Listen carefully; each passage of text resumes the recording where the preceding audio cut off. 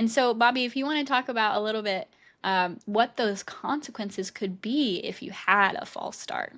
Yeah. It could be that maybe you lose your deposit.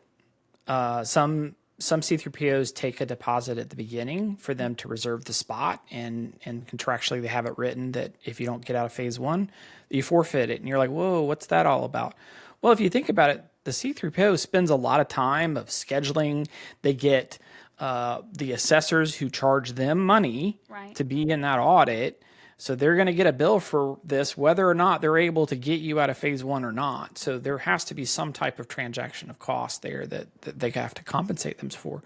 So you're on the hook for some amount of money if you don't get out of phase one. And where that falls varies widely between the C3POs. So having those discussions with the C3PO before you start about what would happen if you weren't able to get through phase one, I Yeah. think would be a very wise thing to do, Yeah. is to try to have that conversation with the C3PO when you're picking them.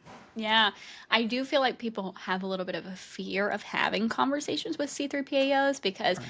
of the requirement of like C3PAOs can't do consulting, and if they do, they can't be your C3PAO for the assessment. So it's like, what questions can I ask? But you very much can understand what their approach is to things like Yeah. that before you fully sign on the dotted line.